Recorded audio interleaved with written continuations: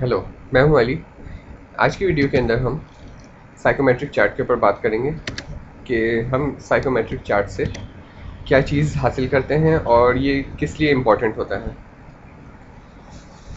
Psychometric chart जो हम air conditioning हो गई और वॉट एवर हमारा जो भी रीज़न हो कि हम कॉटन इंडस्ट्री में काम कर रहे हो या किसी चीज़ में भी काम कर रहे हो, जहाँ पर भी हवा में नमी हमें मालूम करनी हो कि हवा में नमी कितनी है, वेपर प्रेशर कितना है, ये सब चीज़ें और इंथैल्पी कितनी है हवा की, ये सब चीज़ें मालूम करने के लिए हमें साइकोमेट्रिक चार्ट की ज़रूरत पड़ती है।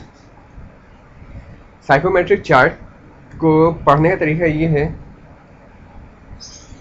कि यहाँ पर ड्राई बल्ब का स्केल है जो शुरू हो रहा है। ये मुख्तलिफ हो सकते हैं। यहाँ पर जैसे ये शुरू हो रहा है -10 सेंटीग्रेड टू 35 सेंटीग्रेड तक, और इसके अंदर वेट बल्ब है।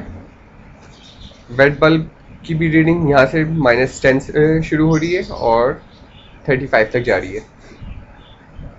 अच्छा, इसको पढ़ने का तरीक़ाकार ये है, सबसे पहले हम ये देख लेते हैं कि इसको हम ये जो ड्राई बल्ब और वेट बल्ब क्या है। ड्राई बल्ब और वेट बल्ब हम एक इस तरह के इंस्ट्रूमेंट से हासिल करते हैं जिसके अंदर दो थर्मामीटर लगे हुए हैं।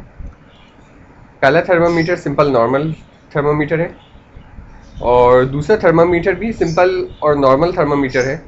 सिर्फ फ़र्क ये है कि इसके ऊपर एक कॉटन का पीस चढ़ा हुआ है और वो पीस जाके इस ट्यूब के अंदर जा रहा है और इस ट्यूब के अंदर पानी भरा हुआ होता है।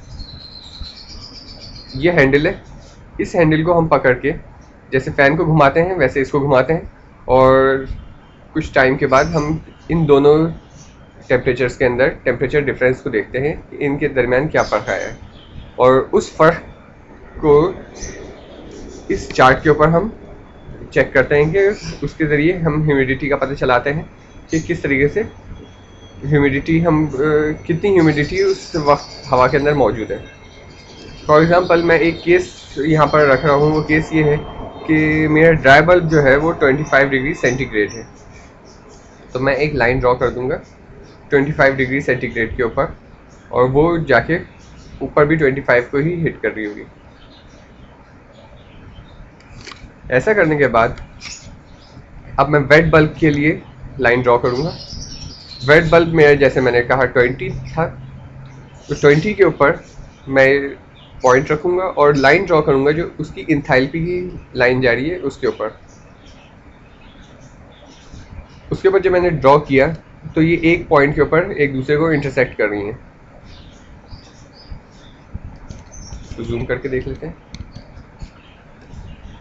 ये जो है एक दूसरे को इंटरसेक्ट जिस पॉइंट पे कर रही हैं वो 60 और 70 के दरमियान में कहीं है।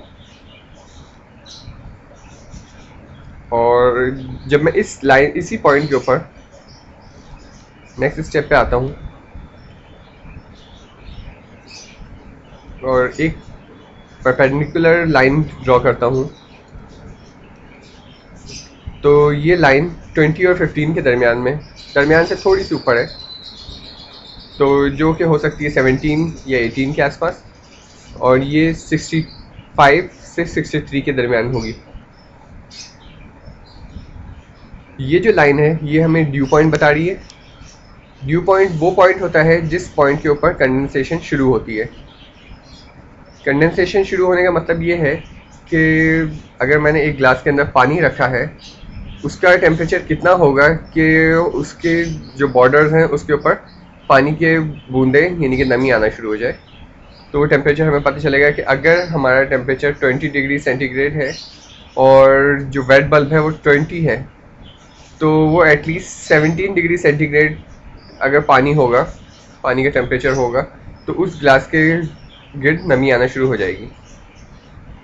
पर वो नमी उस सूरत में आएगी जब हवा में नमी होगी 63 to 65%।